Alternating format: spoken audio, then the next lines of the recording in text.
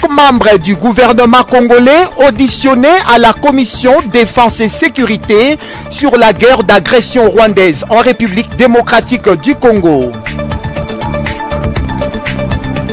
La République française s'est dit favorable à la suspension de la coopération entre l'Union européenne et le Rwanda en matière de minerais suite à la crise sécuritaire qui prévaut à l'est de la RDC. Une parade organisée par les bourgmestres de la commune de Kinshasa, Bienvenue Mbalibi, dont l'essentiel du message s'inscrit dans un projet plus vaste qui inclut la volonté du chef de l'État Félix Tshisekedi et de l'exécutif provincial de la ville de Kinshasa, Daniel Bumba, sur la situation sécuritaire de la nation, héritage d'une mémoire collective. Mesdames, Mesdemoiselles, Messieurs, les détails dans ce journal présenté par Patricia Koula. C'est l'heure du journal, c'est Canal King Télévision. Merci pour la confiance et la fidélité. Annoncé au sommaire, guerre d'agression rwandaise en République démocratique du Congo, 5 membres du gouvernement souminois auditionnés à la commission de défense et sécurité de l'Assemblée nationale à Jules Boulembe. Il s'agit du vice-premier ministre, ministre de l'Intérieur et de la Sécurité, Jacques Chabani, du vice-premier ministre, ministre de la Défense, Guy Kabombo Modern Vita, de la ministre d'État, ministre des Affaires étrangères, Thérèse Kaikwamba Wagner, du ministre des Finances, Doudou Fwamba Likundeli Botaï et du vice-ministre du Budget, Élisée Boukoumania Maposo. La commission défense et sécurité a invité 5 membres du gouvernement pour audition. La commission voudrait être éclairée de la manière globale sur la situation qui prévaut actuellement à l'est du pays, a indiqué le président de la CDS. Les excellences ministres qui devaient venir donner de la lumière par rapport à la situation de la guerre qui prévaut à l'est du pays. Je voudrais souligner aussi que ce n'est pas un tribunal que la commission organise, mais vous savez, nous sommes les représentants du peuple et à travers l'Assemblée, comme c'est nous qui représentons la commission défense et sécurité, il est tout à fait normal que nous puissions recueillir toutes ces informations. Ces auditions visent à s'enquérir surtout, plus au nom du peuple, les réalités de la situation sécuritaire et humanitaire de populations civiles, de FARDC ainsi que de compatriotes Ouazalendo dans les zones touchées par cette guerre d'agression rwandaise dans l'est du pays.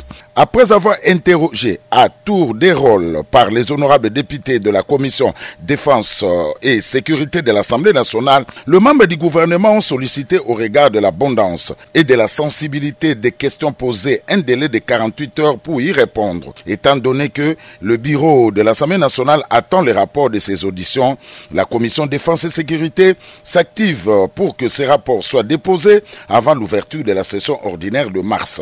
L'urgence absolue étant de mettre fin à cette guerre, la commission défense et sécurité de l'Assemblée nationale active un contrôle permanent de l'action gouvernementale tout en appuyant les fronts de la diplomatie parlementaire pour le retour de la paix dans la partie est du pays. Il s'y est de noter que ces auditions ont débuté le lundi 24 février et vont se clôturer le samedi 11 mars 2025 par les réponses de membres du gouvernement.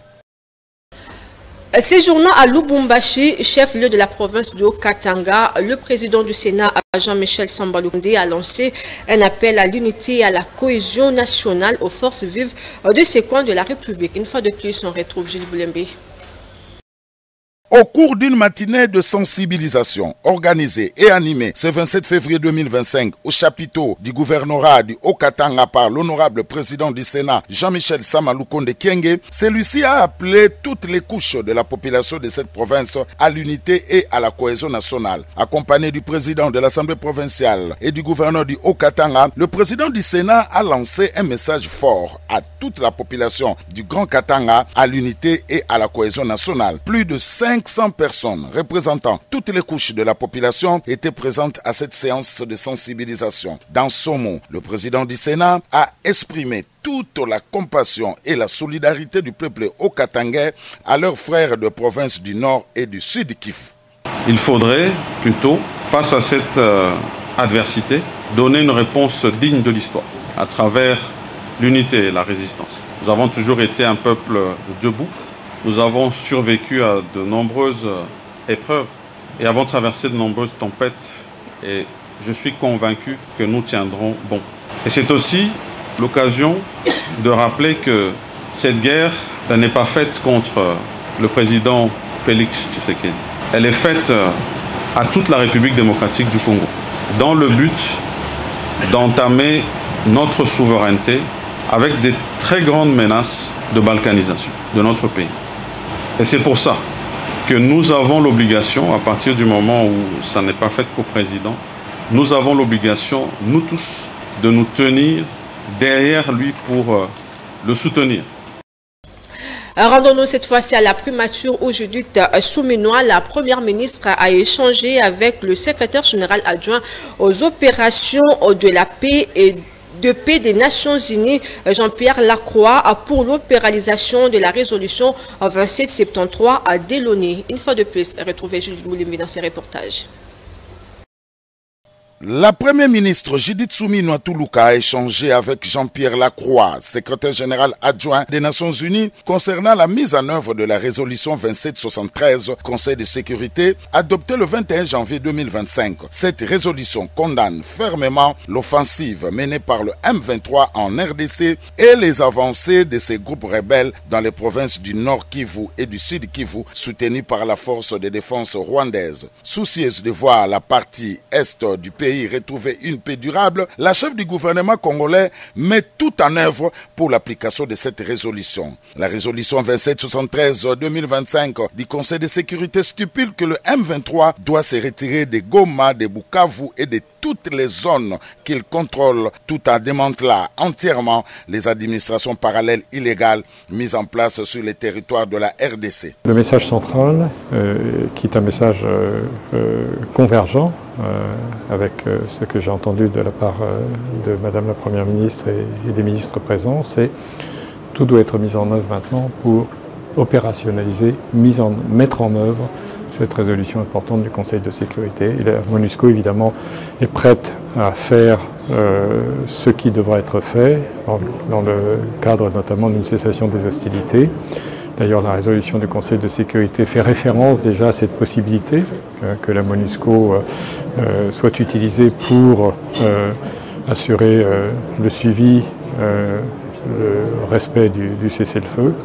Et nous sommes prêts évidemment à faire en sorte que la MONUSCO, le plus rapidement possible, s'ajuste pour répondre à cette mission. La délégation de Jean-Pierre Lacroix était composée de Bintou Keïta, représentante spéciale du secrétaire général des Nations Unies, de Bruno Le Marquis, représentant spécial adjoint du secrétaire général des Nations Unies, entre autres du côté de la RDC, le vice-premier ministre en charge de l'Intérieur, Jacquemain Chabani, le vice-premier ministre, ministre de la Défense nationale et des anciens combattants, Kabombo Mwadamvita, ainsi que la ministre des Affaires étrangères, Thérèse Kaikwamba Wagner, ont assisté la première ministre lors de cette réunion.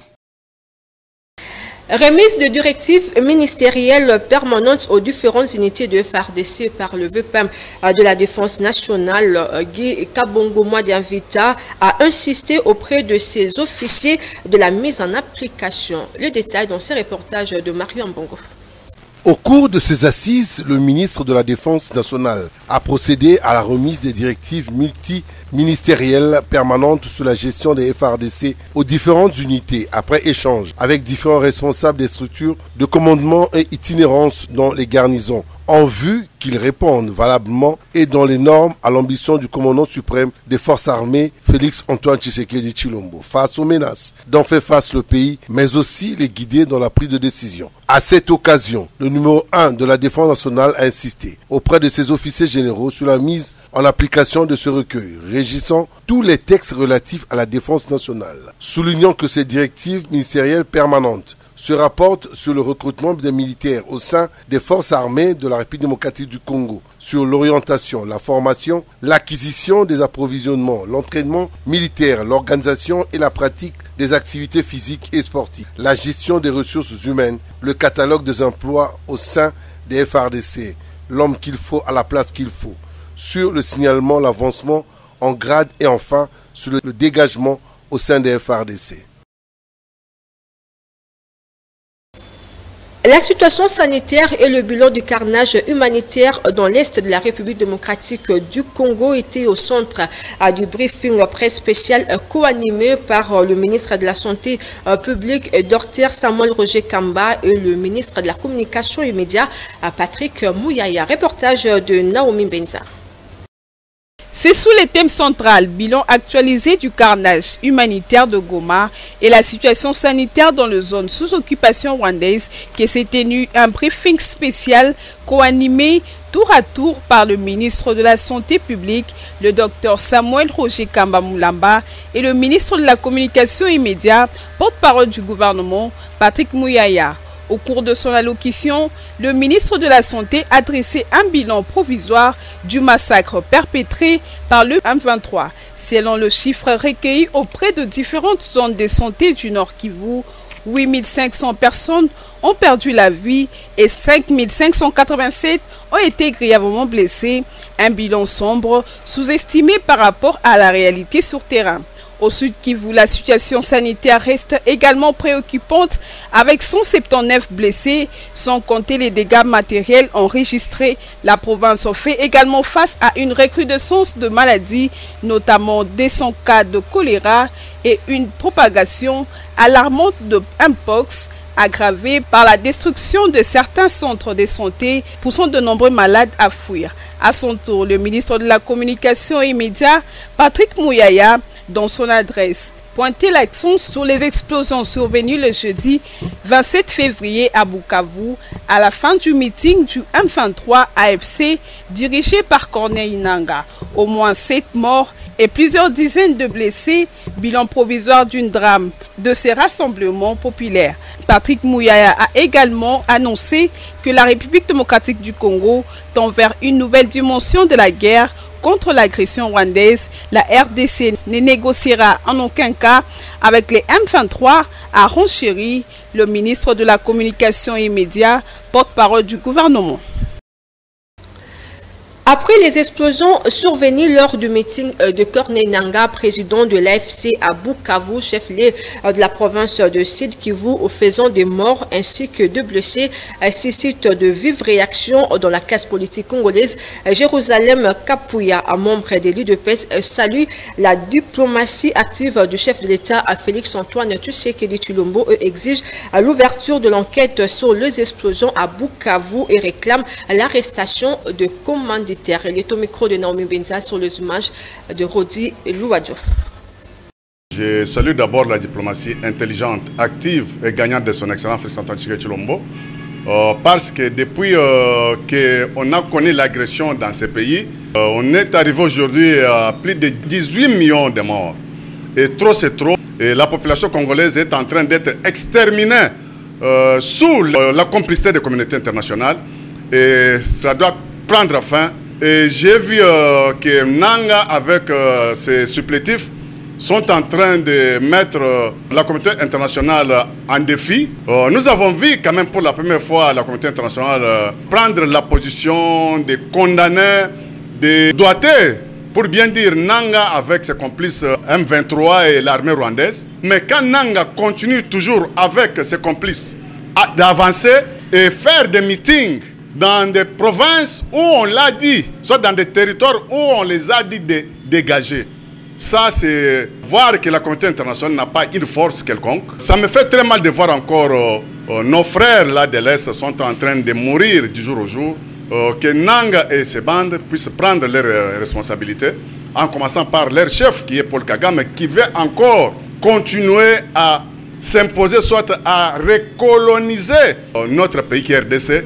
Et quand il a manqué la position de s'imposer à la tête du pays, comme on voit le fils de Sphinx, son excellence Félix-Antoine Tshisekedi Tshilombo, n'est pas facile et il n'est pas prêt à fléchir à ces conditions. La responsabilité n'est pas partagée d'office, c'est le Rwanda qui est criminel.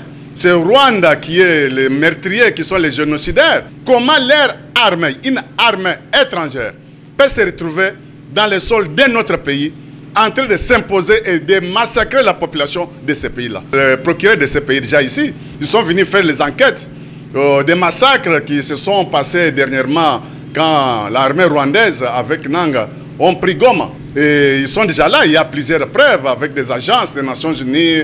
Et je ne vois pas pourquoi ils vont faire longtemps sur ce qu'ils sont en train de chercher comme des preuves. Il y a plusieurs preuves.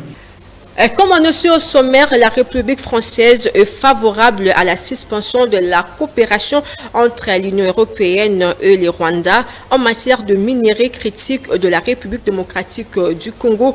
Déclaration faite par le porte-parole du ministère français des Affaires étrangères. Reportage de Clavé Yaladiakou. Refusant d'employer la langue de bois, la France soutient sans équivoque la suspension du partenariat de coopération signé entre l'Union européenne et le Rwanda en matière de minerais critiques de la République démocratique du Congo. C'est ce qui ressort de la déclaration du porte-parole du ministère français des Affaires étrangères, Christophe Lemoine. La France se félicite de l'adoption au Conseil de sécurité des Nations Unies de la résolution 2773 sur la situation en RDC. Et cette résolution porte un message clair. Les Nations Unies condamnent l'offensive du M23 qui doit cesser. Le Rwanda doit mettre fin au soutien au M23 et le Rwanda doit se retirer du territoire de la République démocratique du Congo. À nouveau, il n'y a pas d'issue militaire au conflit dans l'est de la République démocratique du Congo et nous soutenons les processus régionaux à l'œuvre pour ramener la paix. La France soutient donc pleinement l'adoption de nouvelles mesures restrictives européennes. Elles doivent encourager les parties à reprendre le dialogue et si la dégradation de la situation se poursuit, d'autres mesures européennes seront prises. La France est notamment favorable à la suspension rapide du MOU entre l'Union européenne et le Rwanda sur la coopération en matière de minerais critiques. Et selon Médecins sans frontières, suite au combat et aux ordres d'évacuation émis par les rebelles de la coalition M23 AFC, de centaines de milliers de personnes ont quitté le camp de déplacés autour de Goma dans la province du Nord Kivu. Face à cette calamité, les équipes de Médecins sans frontières ont adapté leur appui en envoyant des équipes mobiles pour appuyer les populations plongées dans la plus grande incertitude. Une fois de plus, on retrouve Clavier Ladako. Des centaines de milliers de personnes ont quitté les camps des déplacés autour de la ville de Goma dans la province du Nord Kivu en République démocratique du Congo suite aux combats et aux ordres d'évacuation émis par les rebelles de la coalition M23 AFC. Face à cette calamité, les équipes de Médecins sans frontières MSF ont adapté leur appui en envoyant des équipes mobiles afin d'appuyer les populations plongées dans le désarroi. Sur base d'évacuation menée les tout premiers jours, les équipes de Médecins sans frontières ont lancé des appuis d'urgence dans plusieurs centres de santé situés dans les territoires de Nyiragongo et Masisi, toujours au Nord Kivu. Dans les zones les plus difficiles d'accès, les équipes de MSF ont aussi mis des cliniques en vue d'offrir des soins gratuits aux populations. Le centre de santé de référence de Saké, petite ville située à 25 km à l'ouest de Goma, fait partie des structures bénéficiaires de l'appui de Médecins sans frontières. Et c'est dans le cadre des interventions d'urgence menées en faveur des populations qui sont victimes de l'insécurité alimentaire occasionnée par l'invasion des troupes rwandaises et ses supplétifs dans l'est de la République démocratique du Congo.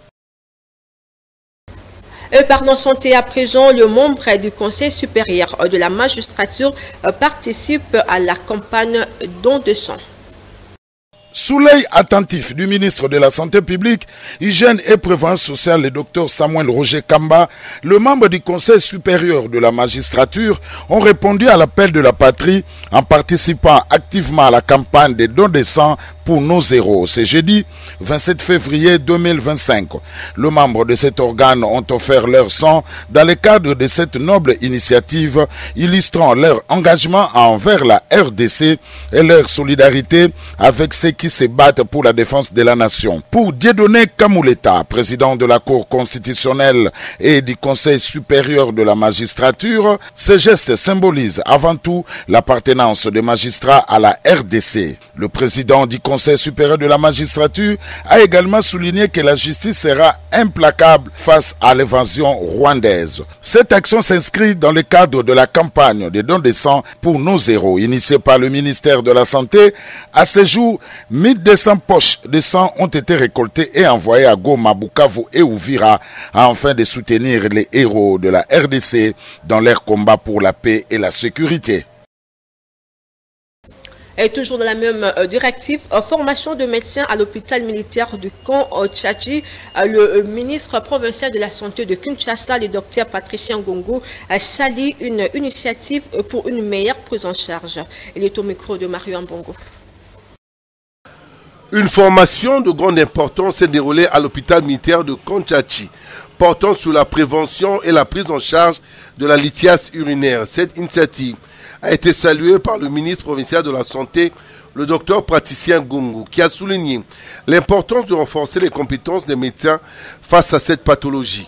La lithiase urinaire ou calculs rénaux est une infection fréquente et douloureuse qui touche de nombreuses personnes. Elle se caractérise par la formation de cristaux dans les voies urinaires, pouvant entraîner des douleurs intenses, des infections et dans certains cas des complications graves. La formation dispensée à l'hôpital militaire de Konchachi a permis aux médecins d'acquérir de nouvelles connaissances sur les causes de la lithiase urinaire. Le ministre a également rappelé que la prévention de la lithiase urinaire passe par l'adoption de certaines habitudes de vie telles que l'hydratation suffisante, une alimentation équilibrée et la pratique d'une activité physique régulière.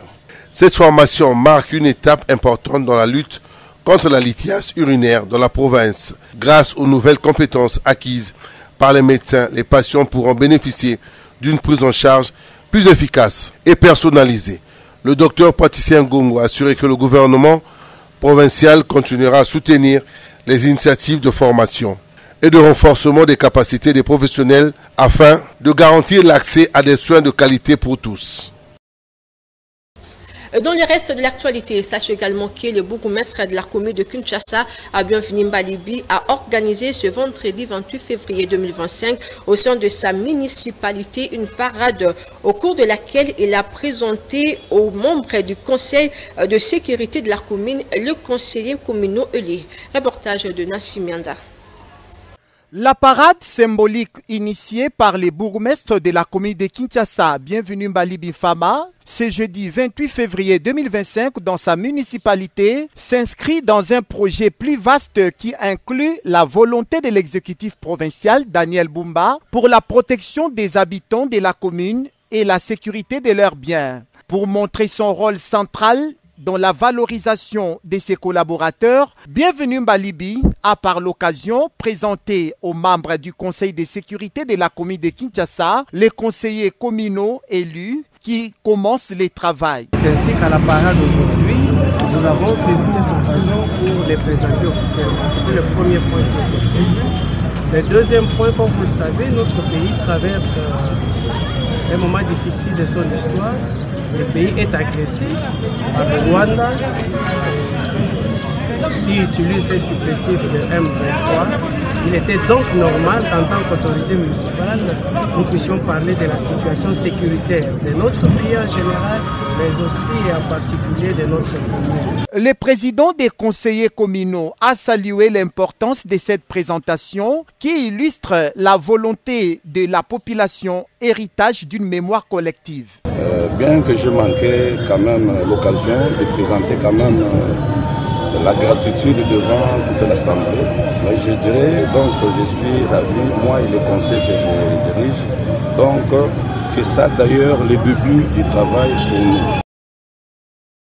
À l'issue de cette parade, quelques conseillers communaux de la municipalité de Kinshasa ont livré leur version de fait. Pour Feli Bambongo, l'un des conseillers communaux élus de la commune de Kinshasa, a invité les jeunes à accompagner la police dans leur mission de protéger la population et d'assurer l'écoulement de paix. Il est au micro de Nassim Mianda. Entre bourgmestre et la police. Et tout le monde, les gens vont constater que moi particulièrement, conseiller communal élu de la commune de Kinshasa et coordonnateur des conseillers communaux de la ville province de Kinshasa, on avait initié ensemble avec mes collègues le mouvement qu'on appelle le mouvement anti-rebelle. Pourquoi? Parce qu'on avait constaté que dans nos communes respectives, vous allez constater qu'il n'y a pas l'effectif de la police dans nos sous-siats. Après, vous venez de le constater ici. Même dans les causeries morales, vous venez de constater, le professeur Aïe a mentionné, même le major de la police a aussi à confirmer cela.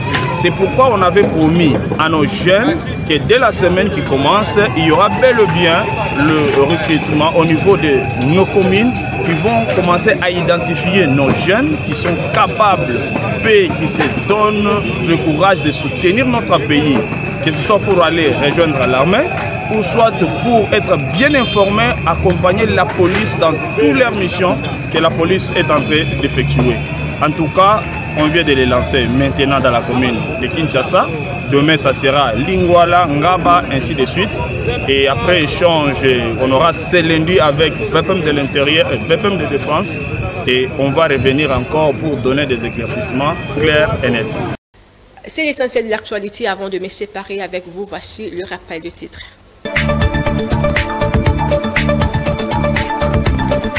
5 membres du gouvernement congolais auditionnés à la commission défense et sécurité sur la guerre d'agression rwandaise en République démocratique du Congo.